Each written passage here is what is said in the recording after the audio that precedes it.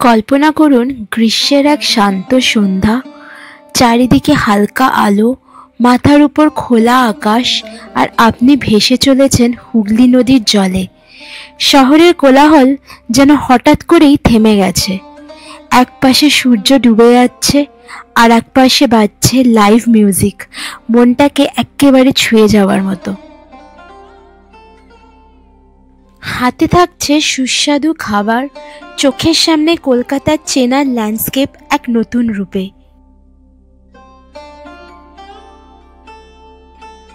এত কিছু জানেন কত টাকায়? মাত্র 190 টাকায়। এটা কিন্তু শুধুই একটা রিভার ক্রুজ নয়, এটা একটা মুহূর্ত যা স্মৃতিতে থেকে যাবে অনেক দিন। তাহলে চলুন ব্লগটা শুরু করা যাক, আর গঙ্গার জলে একটু শান্তি খুঁজে নেওয়া যাক।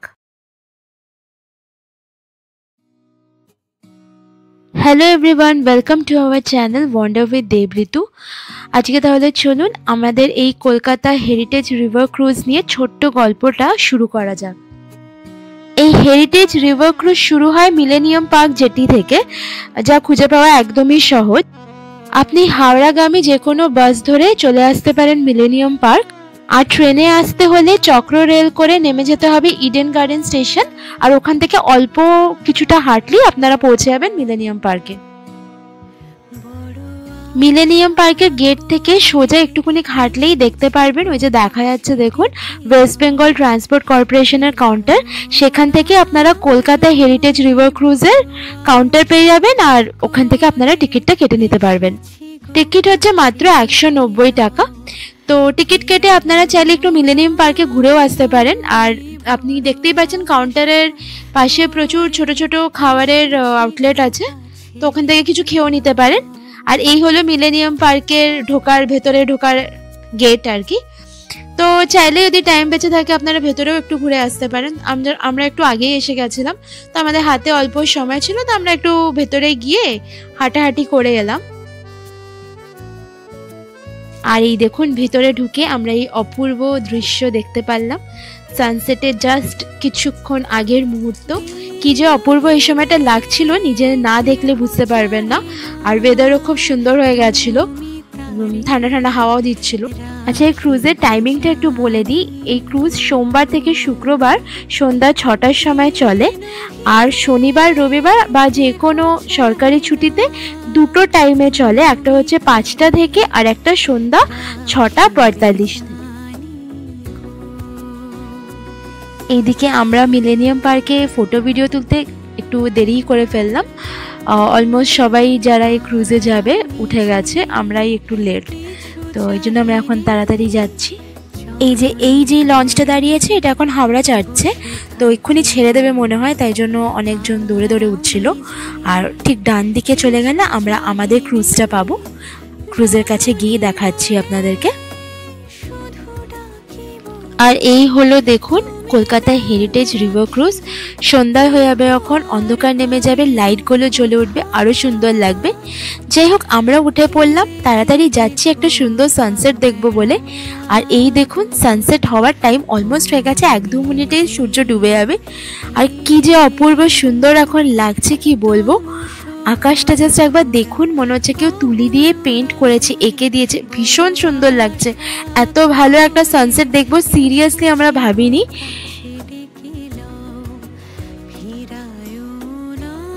আজকে ওয়েডনেসডে, আর আপনাদের বললামই যেরকম মানডে থেকে ফ্রাইডে টাইমিং হচ্ছে 6টা, একটাই টাইম আছে ক্রুজের, ওটা হচ্ছে 6টা।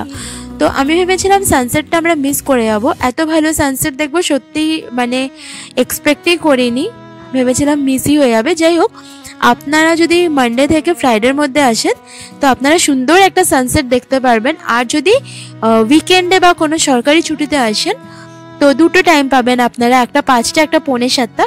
ট্রাই করবেন 5টায় আসার, তাহলে কিন্তু একটা খুব সুন্দর সানসেট দেখতে পারবেন আপনারা। এতক্ষণ নিচে দাঁড়িয়েছিলাম, এবার চলুন আপার ডেকে গিয়ে আপনাদের দেখাই আপার ডেকটা কেমন। আপার ডেকেই দেখুন লাইভ মিউজিকটা হয়, এখন ইনস্ট্রুমেন্ট সব মানে রেডি করছে, এখনো শুরু হয়নি। তো এরমভাবে চেয়ার পাতা আছে, আর যেহেতু উইকডে তো আজকে মানে লোক প্রচুরই হয়েছে, কিন্তু উইকেন্ডের মতন অত ভিড় হয়নি। তো অনেক জায়গায় আছে, কোনো অসুবিধা হয়নি। আমি তো উপরে আবার এসে সানসেট দেখতে লাগলাম। যাই হোক, আপনারা ভেতরটা দেখুন। আর ঘড়ির কাঁটায় 6টা বেজে 2-3 মিনিট হয়ে গেছে, আর আমাদের লঞ্চও শুরু করে দিয়েছে। তো দূরে দেখতেই পাচ্ছি হাওড়া ব্রিজ, নিচ দিয়ে একদম যাবে। অসাধারণ একটা এক্সপিরিয়েন্স হবে। খুব এক্সাইটেড ফিল করছি, খুব ভালো লাগছে। ওয়েদারটাও খুব ভালো, দারুণ একটা সুন্দর ঠান্ডা ঠান্ডা হাওয়া দিচ্ছে। তো আপনাদের সাথে প্রত্যেকটা মোমেন্ট শেয়ার করব, কি কি দেখতে পাচ্ছি আপনাদেরকে দেখাবো। তাই প্লিজ ভিডিওটা স্কিপ না করে পুরোটা একবার দেখবেন।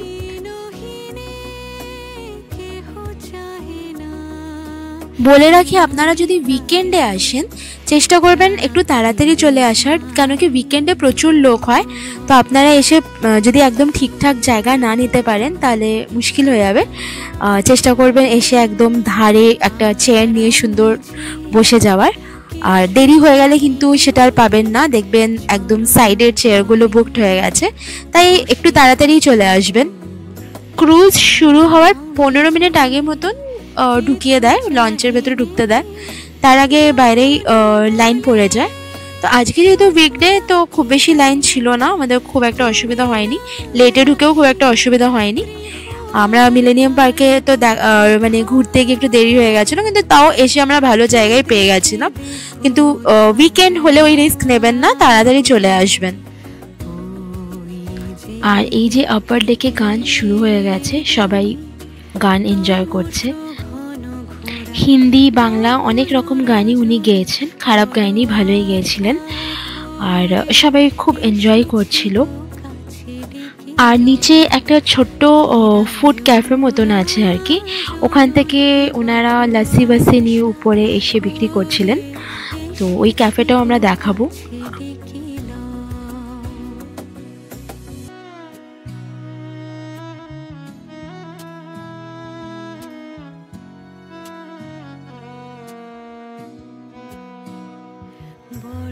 আর একটা ইম্পর্টেন্ট কথাও বলে দিই যে এই কলকাতা হেরিটেজ রিভার ক্রুজের বুকিং অনলাইন কিন্তু হয় না। এখানে আপনাকে এসে মিলেনিয়াম পার্ক থেকেই এসে আপনাকে অফলাইন টিকিট নিতে হবে, আর ক্যাশই নিয়ে আসতে হবে, কোনো অনলাইন পেমেন্টও হবে না। সানসেটের পরে আকাশের রংটা দেখুন। যতবার আমি আকাশের দিকে তাকাচ্ছি, রংটা দেখছি, মুগ্ধ হয়ে যাচ্ছি, এত ভালো লাগছে।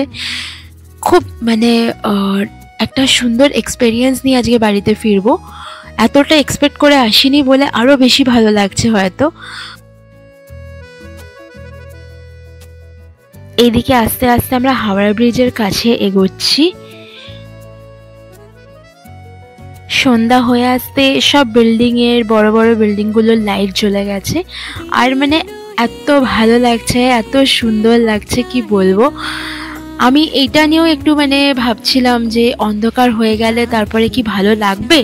তবে এটা একটা কিন্তু পুরোই ডিফারেন্ট এক্সপিরিয়েন্স। মানে যেহেতু আমি আলো পেয়েছি, অন্ধকারটাও মানে পাচ্ছি, খুবই ভালো লাগছে। দু রকম আলাদা বিউটি আমি এক্সপিরিয়েন্স করতে পারছি, অসাধারণ লাগছে। আর এই এখন আপনারা যেটা দেখতে পাচ্ছেন ওটা হাওড়া স্টেশনটা। আর আপনাদের দেখিয়ে দিই, লোয়ার ডেকে একটা ছোট্ট ক্যাফে মতন আছে। তো এই ক্যাফেতে কি কি পাওয়া যায় একবার দেখে নিন। ভেজিটেবল চপ আছে, এগ ডেভিল আছে, চিকেন পকোড়া আছে, আর খুবই রিজনেবলি রেট। আমরা এগ ডেভিল খেলাম, ওটা 30 টাকা করে নিয়েছিল। ভেজিটেবল চপটাও মনে হয় 30 টাকা। আর চিকেন পকোড়াটা যতদূর মনে পড়ছে 120 টাকা মতন মনে হয়। আর তাছাড়া লস্যি আছে 40 টাকায়। তাছাড়া চা কফি তো আছেই।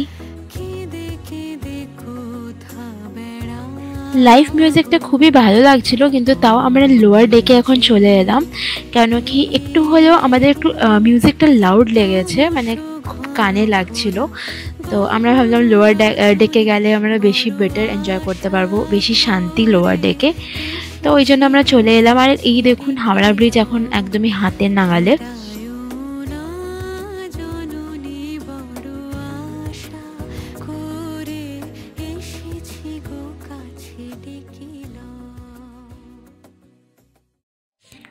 রকম একটা সুন্দর সন্ধে, একটু ইতিহাস, একটু ভালোবাসা, এত শান্তি, সব মিলিয়ে এই হেরিটেজ রিভার ক্রুজটা খুব তাড়াতাড়ি ভুলতে পারবো না। সত্যি বলতে এত কম খরচে এত সুন্দর অভিজ্ঞতা আর কোথাও কিন্তু পাওয়া যাবে না। এই হেরিটেজ ক্রুজ ছাড়াও আরও অনেক ক্রুজ আছে, যেরকম ভিভাদা ক্রুজ আছে, লেনিন ক্রুজ আছে। আমি অনেক বছর আগে 2-4 বছর হয়ে গেছে ভিভাদা ক্রুজের এক্সপিরিয়েন্স নিয়েছিলাম। খারাপ ছিল না, ওটা খুবই ভালো ছিল। কিন্তু ওটা লেনিন ক্রুজ এগুলো কিন্তু খরচা সাপেক্ষ, তো এইটার মতন না। এটা এত কম খরচে এত সুন্দর এক্সপিরিয়েন্স। আর এই দেখুন, কথা বলতে বলতে আমরা হাওড়া ব্রিজের নিচ দিয়ে ক্রস করে গেলাম।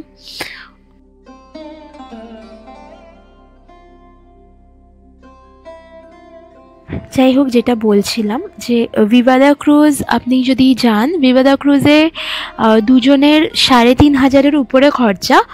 ওর মধ্যে স্ন্যাক্স আছে যদিও ইনক্লুডেড। আমি সানসেট ক্রুজটার কথা বলছি, আমরা সেটাতেই গেছিলাম। তো স্ন্যাক্স ইনক্লুডেড আছে আনলিমিটেড, তবে তাও আমার কাছে 3,500-এর উপর, মানে আমার কাছে ওটা বেশ এক্সপেন্সিভ।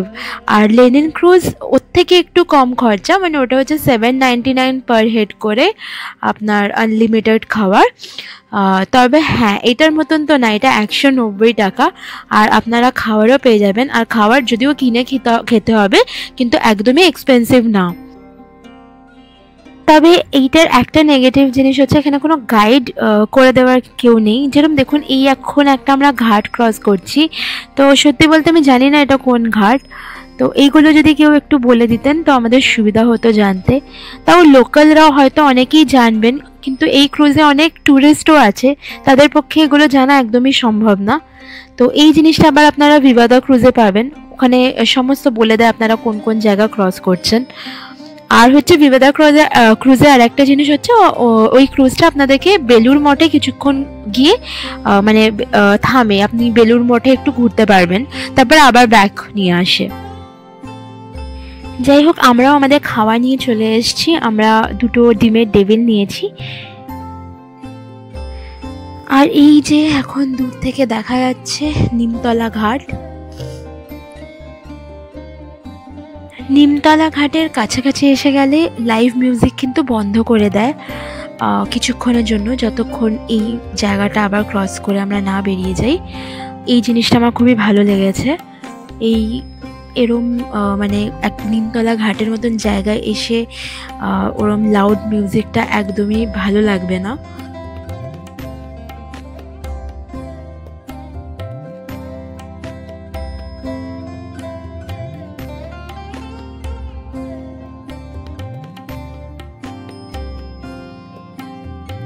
আর এই নিমতলা ঘাট থেকেই লঞ্চটা ইউটার্ন মারে।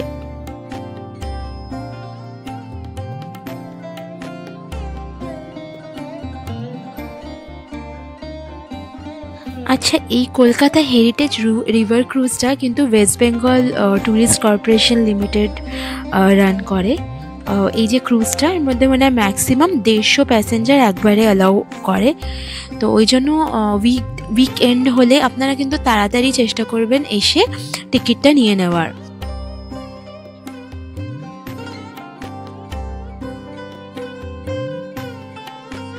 আর এখন আমরা লস্যি খাচ্ছি। লস্যিটা ঠিকঠাকই ছিল, 40 টাকা নিয়েছিল।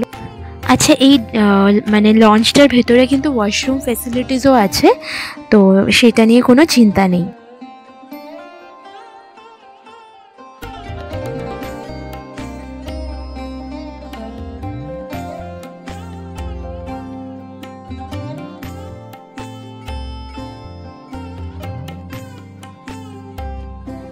আচ্ছা, এবার চলুন আজকের এই কলকাতা হেরিটেজ রিভার ক্রুজটার কিছু পজিটিভ কিছু নেগেটিভ আপনাদের বলে রাখি, এগুলো জেনে নেওয়া ভালো। পজিটিভ হচ্ছে সবথেকে বড় যে কম খরচায় এটা আপনারা করতে পারবেন। 190 টাকা। যদি খাওয়া দাওয়াও করেন, কতই আর খাবেন, মোস্টলি তো 30 টাকা 40 টাকা এরমই সব জিনিসের দাম। চিকেন পকোড়াটা একটু বেশি, তবে চিকেন পকোড়া একটা নিয়ে দুজন আরামসে শেয়ার করতে পারবেন। তাছাড়া যদি আপনারা গান ভালোবাসেন, লাইভ মিউজিক আছে, তো সেটাও একটা ভালো এক্সপিরিয়েন্স হবে। আর সুন্দরভাবে ডেকোরেটেড এই লঞ্চটা খুব সুন্দর, এখান থেকে ফটো ভিডিও আপনারা নিতে পারবেন। তাছাড়া তো এখান থেকে আপনারা যা একটা সুন্দর সানসেট দেখতে পারবেন সেটা ভুলতে পারবেন না খুব ইজিলি।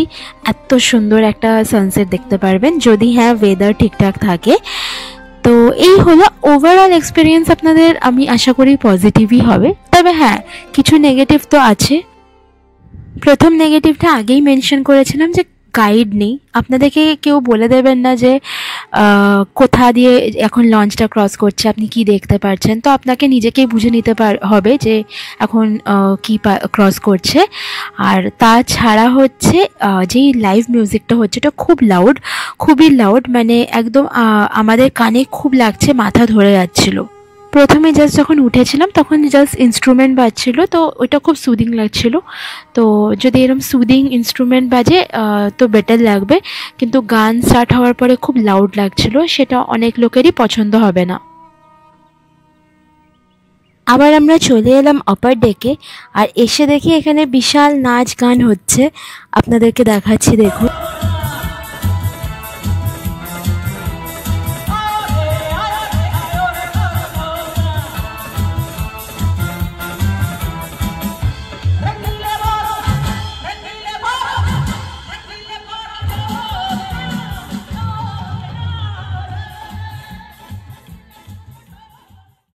আবারও আমরা চলে এলাম লোয়ার ডেকে। আমাদের মনে হলো আপার ডেকটা আমাদের জন্য একদমই না, আমরা দুজনেই একটু সফট মিউজিক পছন্দ করি, লাউড মিউজিক একদমই আমরা নিতে পারি না। যতক্ষণ ইনস্ট্রুমেন্ট বাজছিল একটা সুদিং অ্যাম্বিয়েন্স ছিল, আমরা উপরে ছিলাম। তারপরে আমরা আবার নিচে চলে এলাম। এবার যারা একটু পার্টি টাইপ পছন্দ করেন, এরম লাউড মিউজিক পছন্দ করেন, তাদের নিশ্চয়ই আপার ডেকে খুবই ভালো লাগবে, তবে আমাদের জন্য এটা একদমই না, আমরা তাই নিচে চলে এলাম। আর যা শুনেছিলাম যে এই ট্রিপটাতে একটা গঙ্গা আরতিটাও আমরা দেখতে পারবো, তো ওইটার জন্যই ওয়েট করে আছি, দেখি কখন পারি।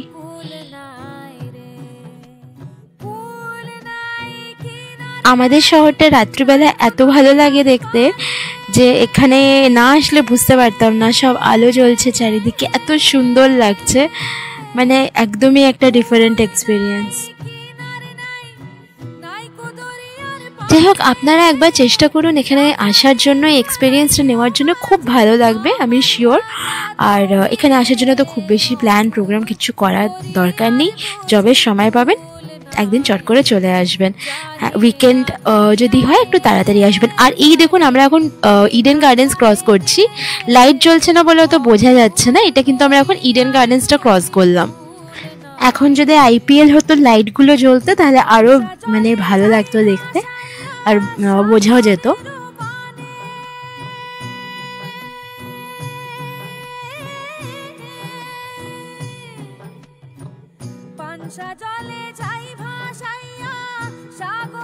আর সামনে একটা বিশাল বড় জাহাজ যাচ্ছে, দেখতে পাচ্ছেন কিনা জানি না, ঢাকা লেখা, মনে হয় ঢাকা থেকে এসেছে।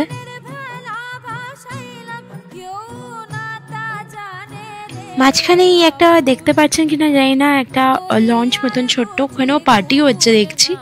ইনফ্যাক্ট আজকে আমি এরম প্রচুর লঞ্চ দেখলাম যেখানে পার্টি হচ্ছে, অল্প বেশি ছেলেমেয়েরা নাচছে, গান হচ্ছে, খাওয়া দাওয়া হচ্ছে। আমার ইচ্ছা আছে এরপরে একবার লেনিন ক্রুজের এক্সপেরিয়েন্সটাও নেওয়ার। লেনিন ক্রুজের গল্পটা যা শুনেছি, উইকেন্ডে শুধু মানে ওটা সেল করে, বাকি দিন দাঁড়িয়ে থাকে, ওটা রেস্টুরেন্ট হিসেবে মানে কাজ করে তখন। আর উইকেন্ডগুলোতে মনে হয় 1 ঘন্টা ঘোরায়, আর সেটা সানসেটের টাইমেই ঘোরায় যেটা শুনেছিলাম। সানসেট মেনু থাকে একটা, আনলিমিটেড মানে খাওয়া দাওয়া থাকে। তো সেটা আমার নেক্সট ইচ্ছা আছে, কোনোদিন যদি যাই সেটার ভিডিও নিশ্চয়ই আপনাদেরকে দেখাবো। আর এর আগে ভিভাদা ক্রুজও আমার ঘোরা আছে, কিন্তু ওই সময় ব্লগিং করতাম না, তো ওটা একটু এক্সপেন্সিভ অ্যাফেয়ার ছিল।